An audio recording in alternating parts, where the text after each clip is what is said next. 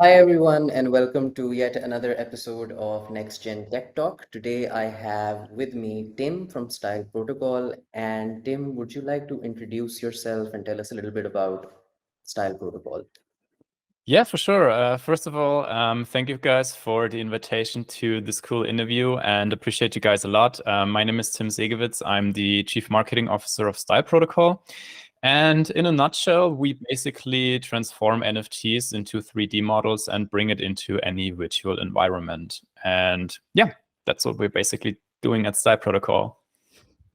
Great. And what are some of the functionalities, if you go into detail of what it does, and how does it benefit the users of this digital platform? Great question, actually. Yeah. So the functionality of the protocol itself is it's a whole ecosystem. So it's not really like a platform where you go to and there is a marketplace and you can buy and sell NFTs. No, all of what we built there is basically under the whole umbrella of style. So on the one hand side, you actually have an owner of an NFT, which can come to our protocol and say, "Hey guys, I just actually want to have my NFT as a 3D model and actually play in a virtual world with that." All of that then comes together with a 3D designer and also the environment. So all of these three ecosystem participants are combined under the umbrella of Style Protocol itself. So you have the NFT holder who actually comes to us, says, "Hey, I want to have a 3D model." We have the 3D designers who are actually experienced in any creation for any virtual engine. So we can create anything from, let's say, voxel assets for Sandbox or super high quality Unreal Engine 5 assets for different metaverses and games too. And on the other hand, we then have the environment itself where we also work with together to actually optimize the different models. So basically, if you want to have, let's say, a Bored Ape in different virtual worlds, you basically need to optimize that. First of all, there is the creation of it. Yes, the creation is great, but you actually need to optimize the model for the different usages in the metaverse. So let's say you only walk around in a metaverse like Decentraland or something like that. You basically only need to optimize it for the walking part. But imagine you go with your Bored Ape into a shooter game, then it also basically needs to hold a weapon. You need to aim with it, etc. So all of that needs to be optimized then. And yeah, this is basically all under the umbrella of Style Protocol itself. So also in a nutshell, also a functionality from us, what I guess we also come later into, all of that is then backed by a token itself, which we come later into. But yeah, the functionality and the vision basically is to be the protocol who connects all the different virtual worlds and with which you seamlessly connect and put your NFTs into these different worlds to actually play with them. Because right now, the stage of the NFT market itself is honestly pretty boring, in my opinion, because you only can mint something, list it on the different marketplaces like OpenSea or Blur or Looks Rare or Rarible or stuff like that.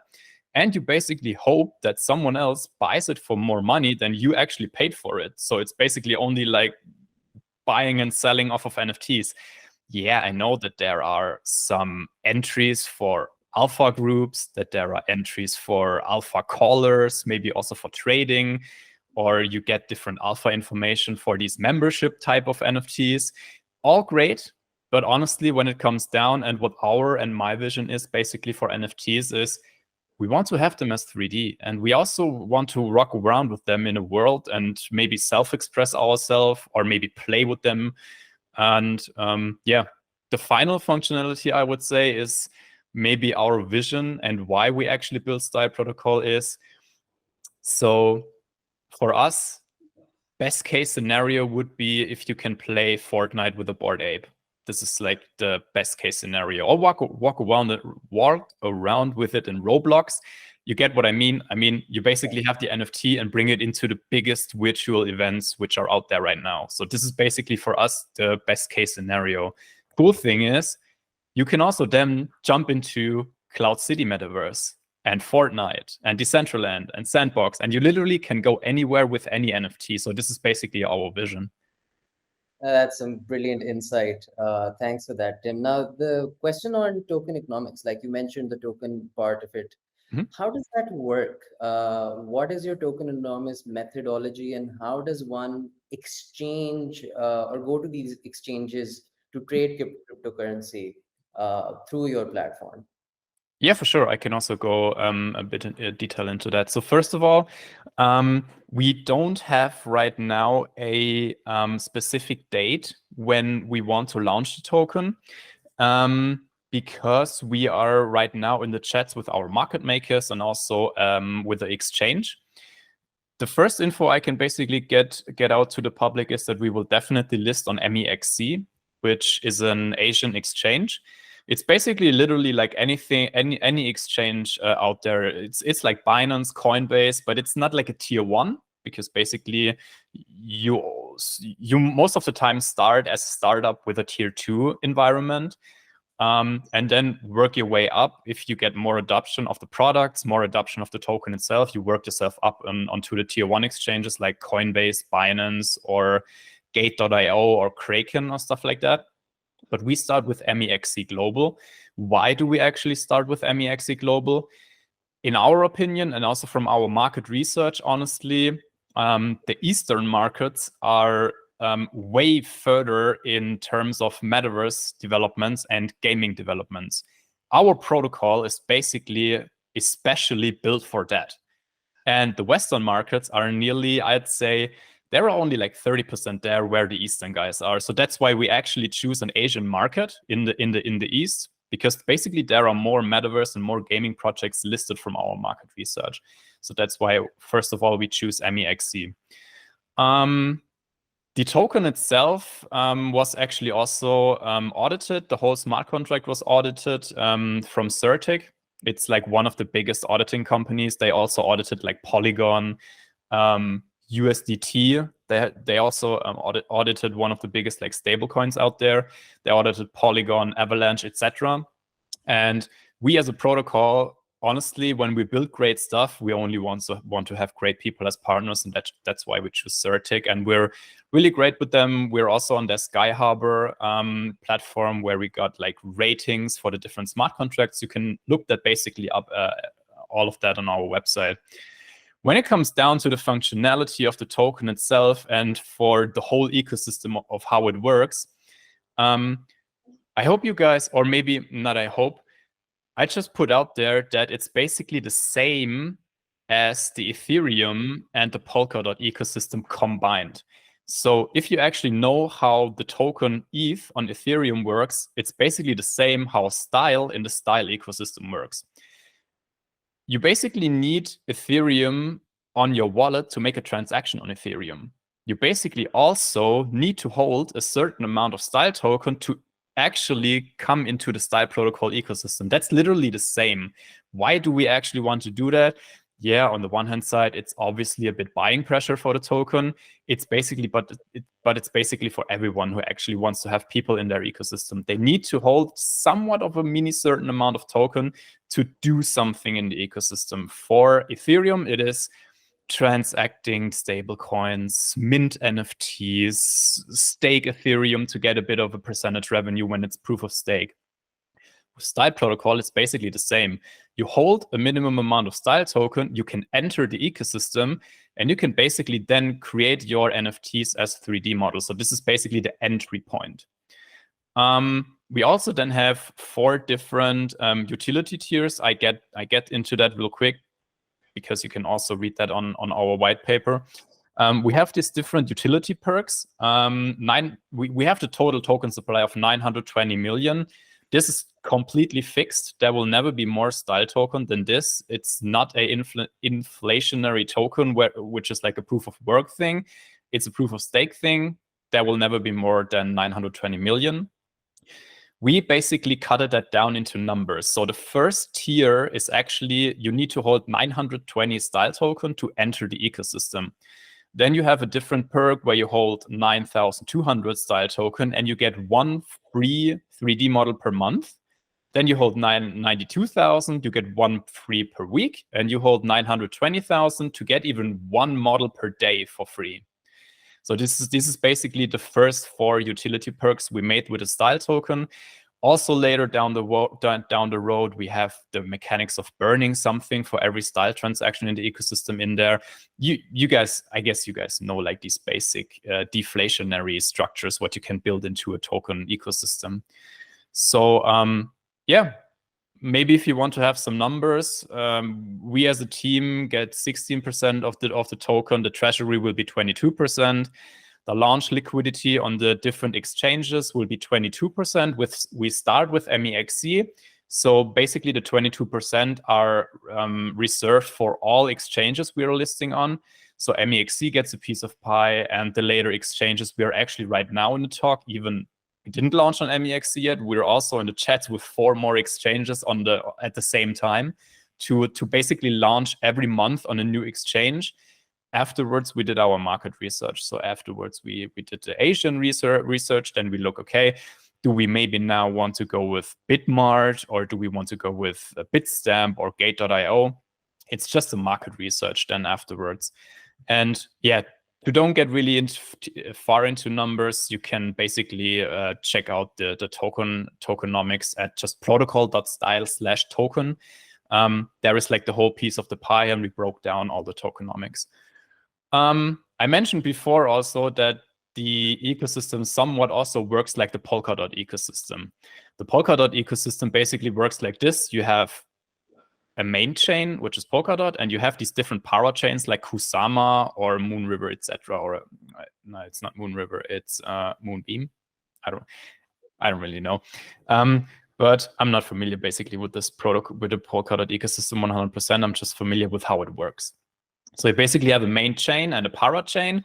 Basically for us, the same. The main chain is the style protocol itself, and the 3 parachains are then the 3 different ecosystem participants, like the holder, the 3D model creator as the designer, and the environment itself. They are working simultaneously, and later on in the protocol itself, all of these ecosystem participants get revenue streams in the protocol itself. Imagine a 3D designer made the 3D model. The holder itself can decide how many percentages of the price they set will get the 3D designer. It's a slider between 5 to 20%. Basically the same for the environment. You have an NFT, the guy creates it for the environment. The NFT holder can decide how much revenue the Metaverse actually gets on secondary sales. So this is basically all chosen by the NFT holders. We don't make the numbers. We are also a DAO. So this comes then all together by being decentralized and have the decentralized community later down the road, where basically the NFT holders are the guys who basically have the most power regarding the revenue streams of every ecosystem participant. Coming to the whole metaverse of it all, how does and you mentioned that this is how we can jump to Fortnite and Cloud City and all of that. How does that work really? Like in terms of its technicalities, how do you integrate your protocol token into the metaverse? Honestly, that's also like a pretty, I can really dive into the most detailed thing about that, but I guess the best way for you guys and for everyone who listens to that and basically wants to know how this is working and how do we make that. First of all, we're an open decentralized protocol. We open sourcing every tech we deliver because basically it makes for us more sense.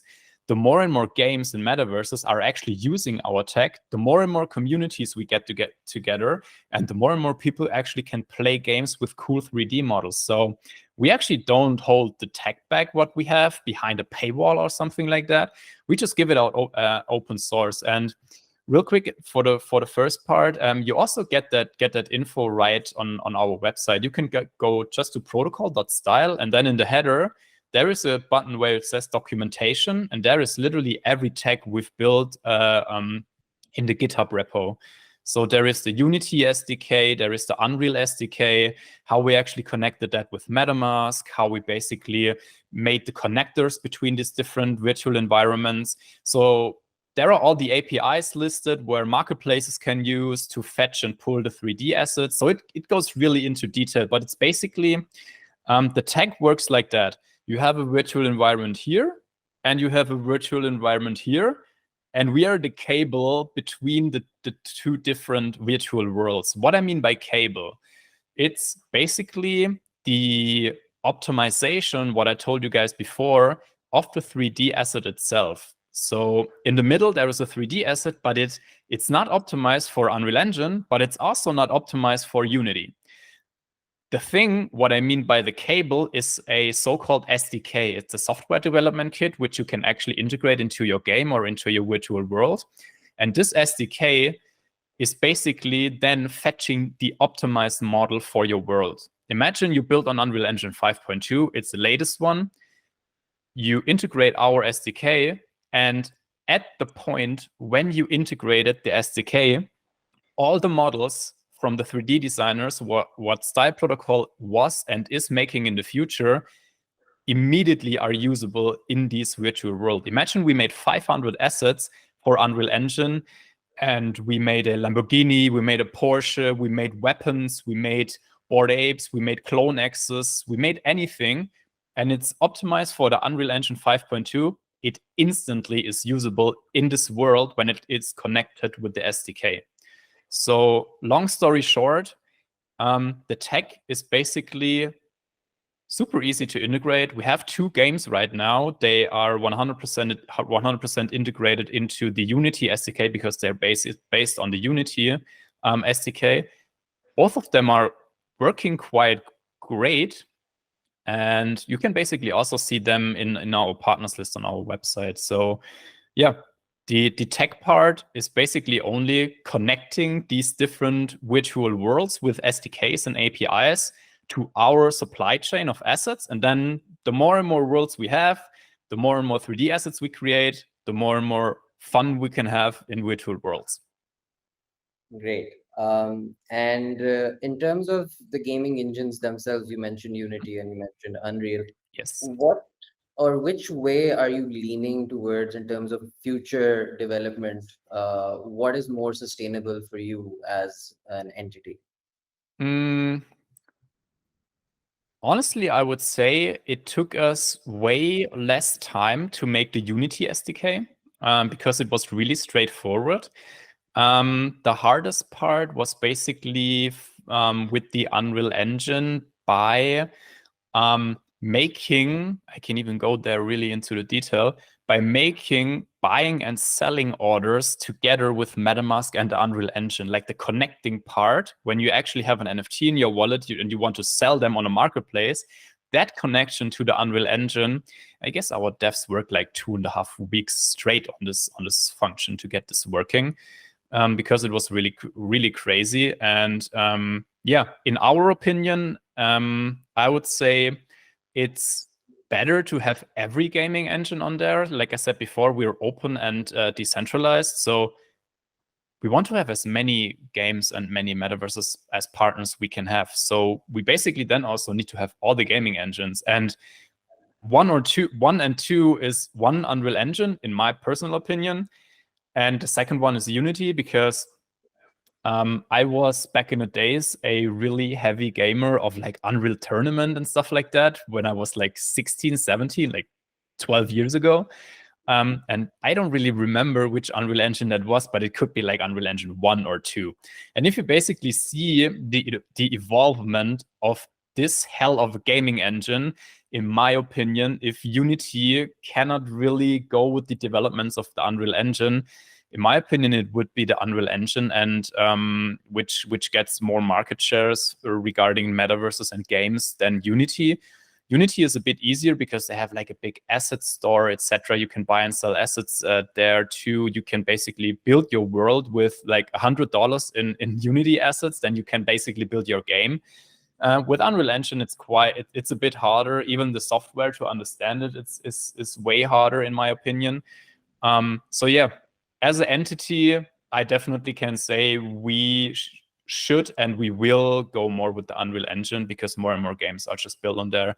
And also, what is really important, Unreal Engine also has the connection with NVIDIA, which is the best graphic processor manufacturing company in the world, and they have basically optimized their engine to NVIDIA. So in my opinion, Unreal Engine 5, and we see a hell of games with that engine in the future.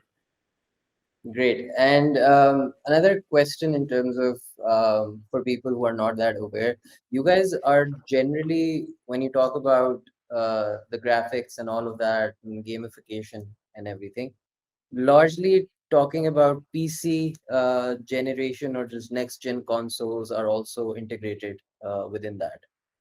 100%, yeah, 100%. I mean, it basically the thing is we don't, or how can I phrase this? It's basically a personal opinion of mine. I don't really know if we continue to build these big graphic processors and graphic cards like the 4090 Ti from Nvidia, which costs, I don't know, like $2,000 or something.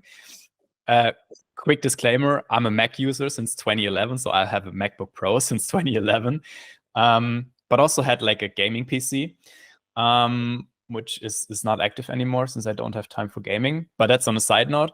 In my opinion, we don't really know how far we go with the chip manufacturing for actual PCs at home. In my opinion, if we get the internet speed basically down to pings between, let's say, 10 to 50 milliseconds, you 100% can make server farms and play completely on cloud gaming.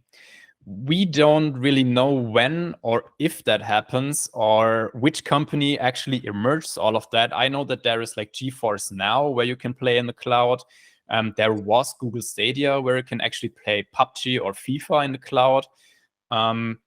In my opinion, we don't really know, again, how far we do that regarding electricity, regarding graphic processors producing, because basically all the minerals are a bit like limited in the whole world. Yeah, we recycle, I know, but the thing is, in my opinion, if the internet gets better, why shouldn't then I just use my screen here and have a controller in my hand and play with cloud gaming if I have like great internet speed? I mean, yeah. Coming back to the question in a nutshell,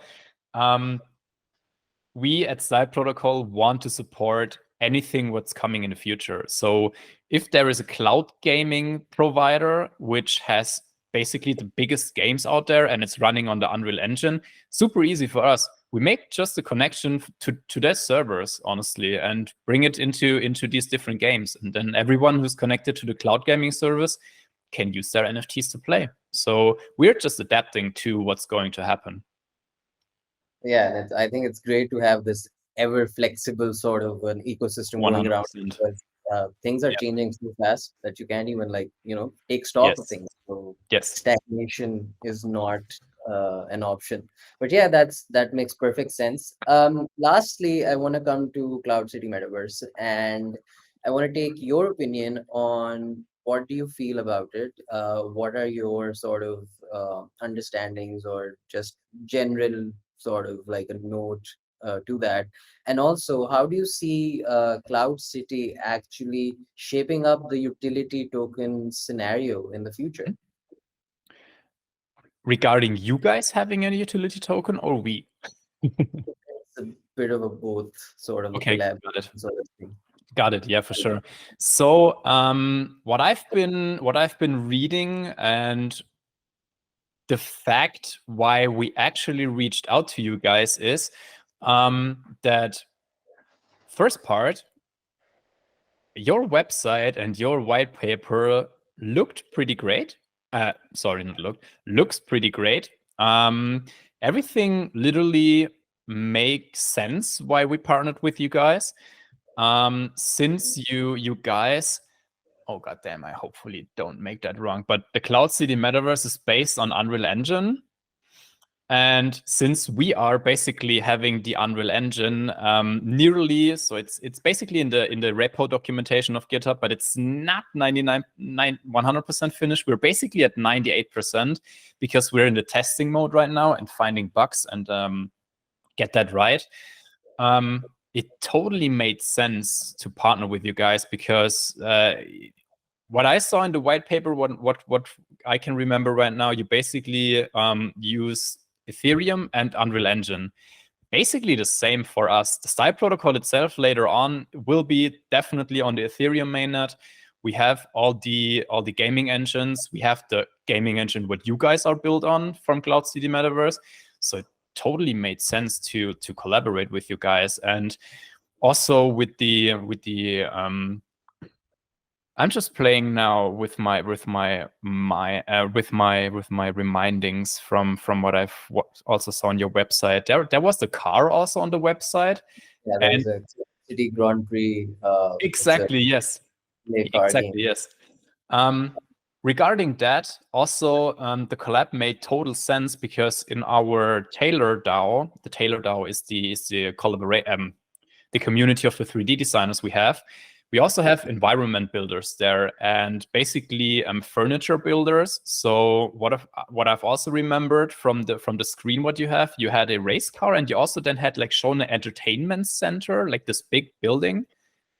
We it made literally total sense to collaborate with you guys because on the one hand you have like these cool houses, maybe a virtual land where we can build like real estate on. We can make cars, like virtual cars in the Unreal Engine. We have designers for that, for maybe a whatever futuristic racing car or maybe a Formula One car. We don't really know what's coming. And yeah, we can also make avatars. So this is basically the complete partnership what we wanted to have and what we basically want to have with everyone and with you guys especially too. So that's why it made total sense. And yeah, last part regarding the utility token. I mean, when you guys are then connected to our SDK, basically the environment, like you guys will definitely get the revenue stream too, because like I said before, the NFT holders can decide, okay, if I made a Formula One car for Cloud City and I'm going to play with that, if it's bought and sold in Cloud City, the guy who holds the Formula One car can then decide, okay, Cloud City gets between 5 and 20% of the revenue, and then get revenue streams created between everyone. So yeah, this is pretty important, and that's why the style token itself is not a payment token. That's why it is basically a utility token to access the whole ecosystem and also access then, if you have like 920 style token, you immediately have the access to all the metaverses we're connected with. So also to you guys.